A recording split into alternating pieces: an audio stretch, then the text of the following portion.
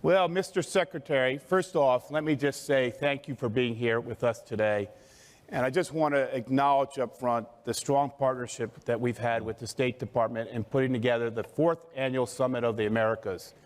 And I want to give a shout out to Jose Fernandez, the Undersecretary of State, and to Assistant Secretary Brian Nichols, but to your entire team. Thank you. Because this is going to be, I know, a crazy week for the State Department. And I want to begin by just acknowledging how complex and challenging a time it is for the U.S. government, for the world community, the conflict in Europe, obviously the challenges with the U.S.-China relationship, and more broadly, the issues you're grappling with. So the fact that you're here today at this summit, we very much greatly appreciate. Thanks, Myron. I want to ask you, Mr. Secretary, at the outset, you know, as you look at this Summit of Americas, and not just the CEO Summit, but the broader summit that President Biden and you are engaging with all these leaders from the region, tell us what's important about it. As you look at the foreign policy agenda of the administration, you think about it regionally, you think about it globally, how does this summit fit into it? Well, first, Myron, thank you. Thank you for this partnership on our end, too.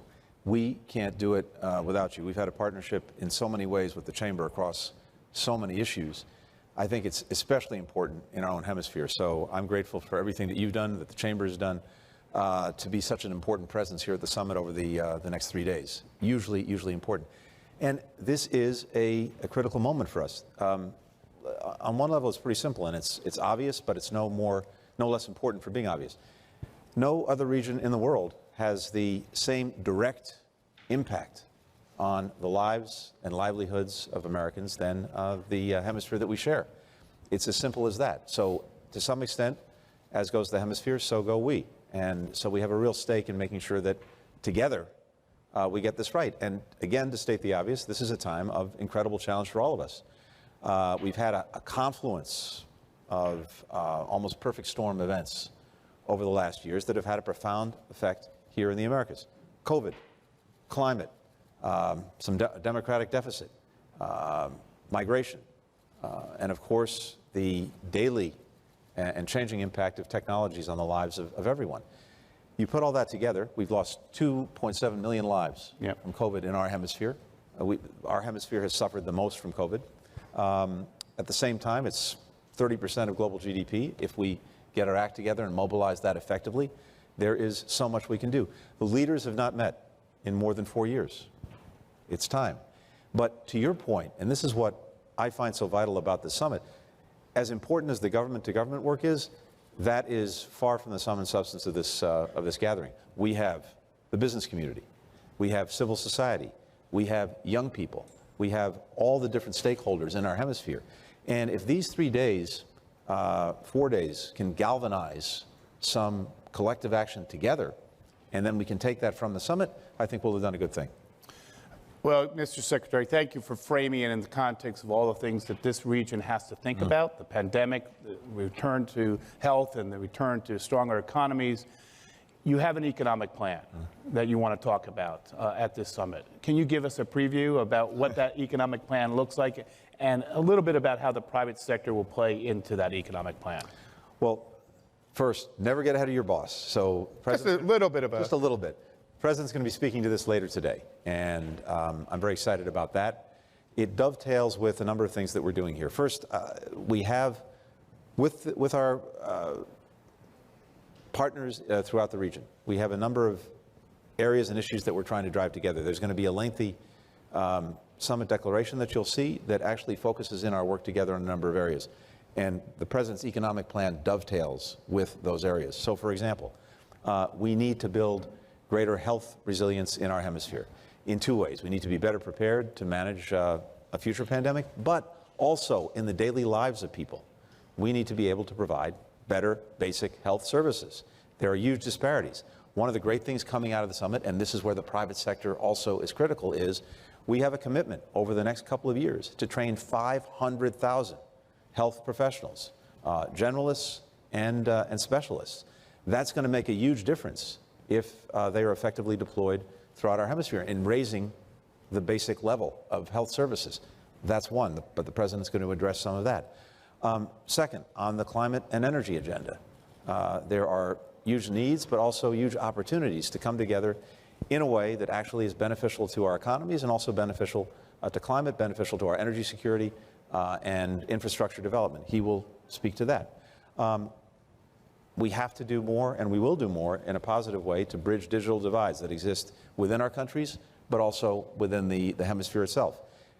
Facilitating digital trade, doing it in a way that's secure, that upholds basic democratic principles, but that also is much more inclusive so that we bridge some of these divides. That's going to be a big part of it.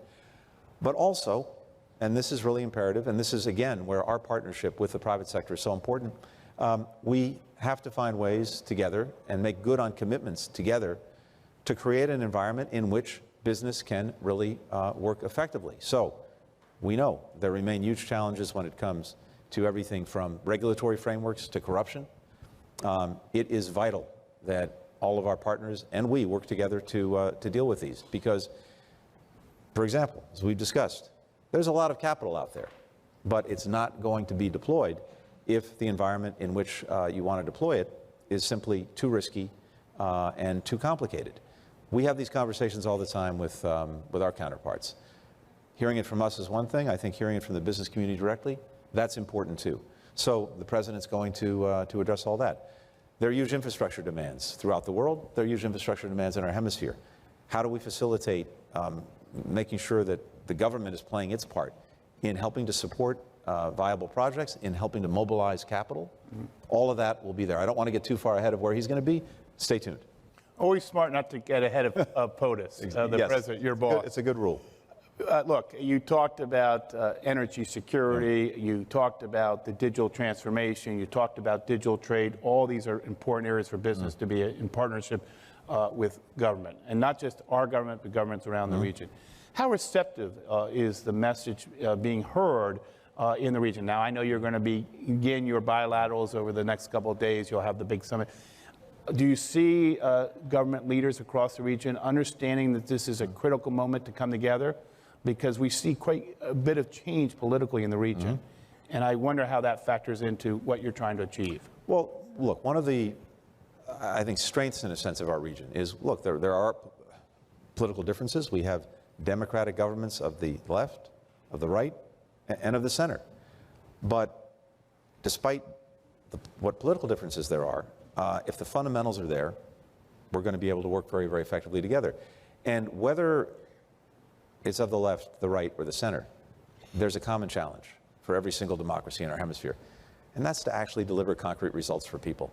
One of the reasons you may see changes in governance is simply because people have lost faith in whatever the current existing administration is in a given country, whether it's left, right, or center, in its ability to deliver practical things, concrete things.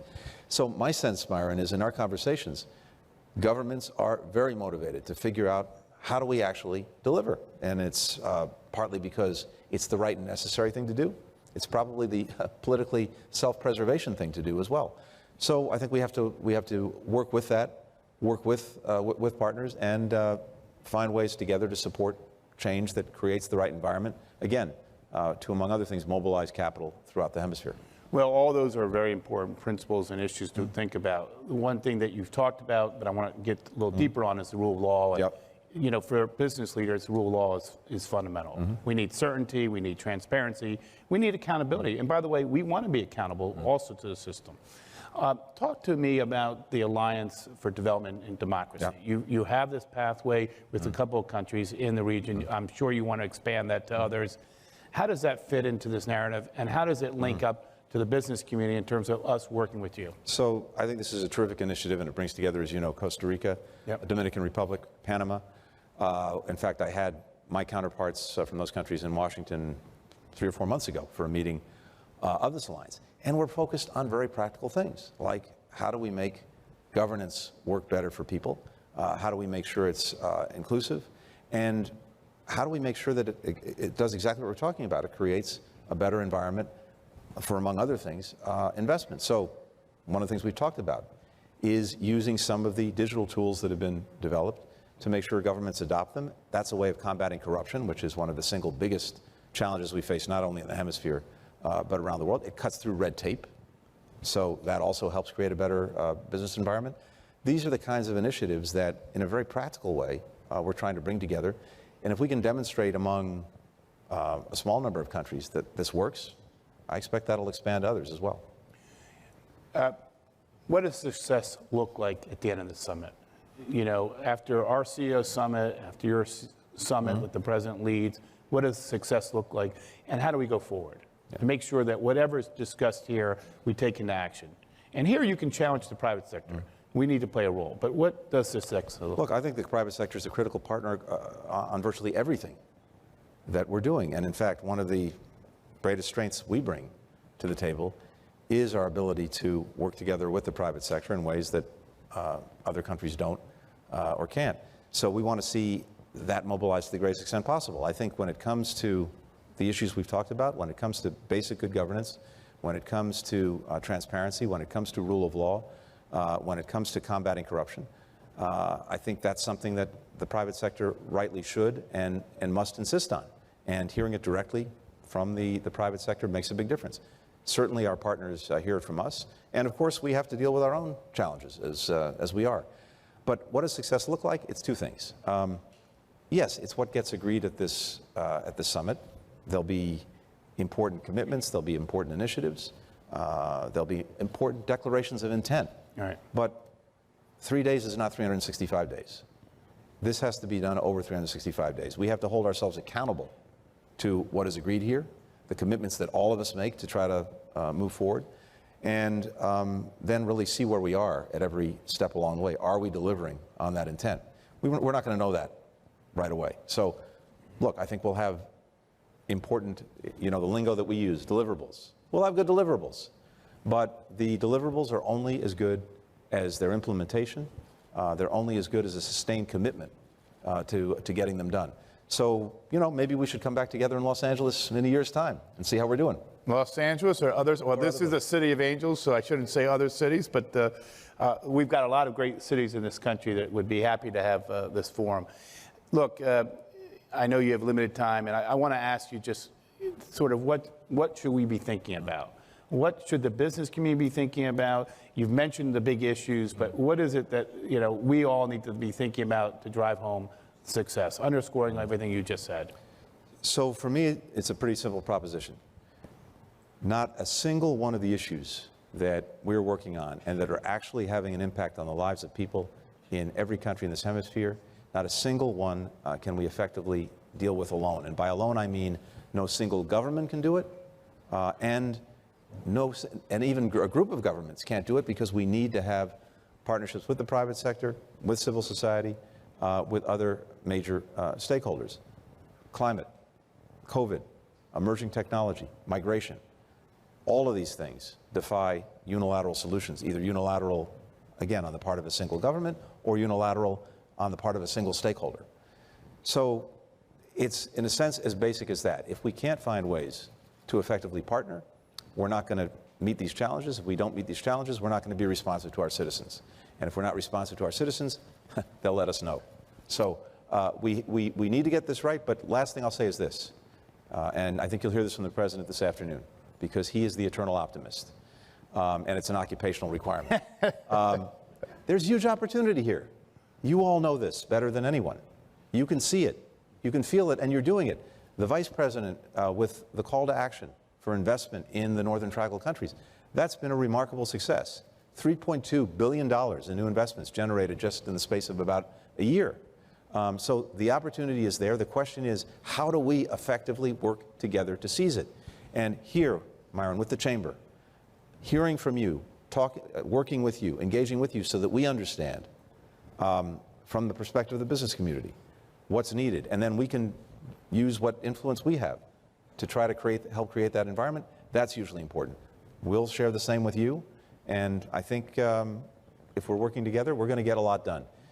You take a step at a time. Doesn't feel like you're traveling too far. As I say, in a year's time, maybe we'll see that we've actually covered a little bit of distance. Well, one thing, and I know we have to run, is I would add to the agenda is food security. Yeah, absolutely. We talked about energy security, rule of law, governance. All these are important. I think also at this time, with what's happening in Europe, we have to work together on the food security. And I'm really glad you raised that, and I know we're over time, but let me say a quick word about that because it's hugely important. We have here again, historic food insecurity crisis that is global in nature. 3 years ago, there were roughly 100 million people around the world who were considered severely food insecure. That went up to about 160 million people last year. Now, with Russia's aggression against Ukraine, we're adding another 40 million people to those who are severely food insecure around the world. So about 200 million people. This is reaching historic proportions. And here, too, we know we've had a perfect storm. This has been the result of COVID, it's been the result of climate change, and now it's the result of conflict. So we obviously have to deal with the underlying conditions one way or another, but that's going to take time. In the meantime, what we've done is we've tried to bring countries together around the world to deal with the immediate challenge as well as the long-term challenge. We had the presidency of the UN Security Council in the month of May, rotating presidency. We decided to dedicate that presidency to focusing on food insecurity. I went up to New York, spent a couple of days there. We had about 40 countries coming together on this, 40 foreign ministers, the Security Council itself, looking at the resources we need to put right now into the organizations that are helping deal with those who are food insecure, World Food Program, Food and Agricultural Organization, and others. We looked at what can be done, and the President has done it, to generate, for example, the production of more fertilizer, $500 million from the United States, to make sure that our folks are producing more. If you don't have the fertilizer on the market, crop yields go down, prices go up. So we're doing that. Janet Yellen, our Secretary of the Treasury, is mobilizing the international financial institutions to help alleviate some of the financial burdens on countries that are dealing with this. And at the same time, of course, we're working, for example, to get wheat out of Ukraine. There are 25 million tons of wheat that are sitting in silos at the ports in Odessa. There's 85 ships filled with grain that can't get out because of the Russian blockade. We're working to see that that gets lifted with the United Nations, and we're also working at other ways to get grain and other goods out of Ukraine so that they can get onto markets, people can have food, prices can go down, all of this coming together. But it takes continued action. So we're going to be working, for example, with the G7 countries to make sure that we are getting sustained action on this. We had there too in New York at the UN. Now more than 80 countries have signed on to a call to action that has specific things that each of us need to do to address this crisis. Well, I know we're running up against the clock, and I know that you've got staff that's ready to pull me. We've literally run against the clock. And I would simply say, look, it may not be a fun job right now, but it's certainly an interesting job, and we are so grateful for your leadership and for the President's leadership at this critical time. And I would just simply hope that you're getting a little bit of a break periodically from your busy schedule. But thank you so much for being at this summit and for offering your perspectives, and very much appreciate the partnership that you expressed about the private sector and the Chamber in particular. So please give them a round of applause. Thank you very much. Thank you, Myron. Appreciate it. You're welcome. Thank you.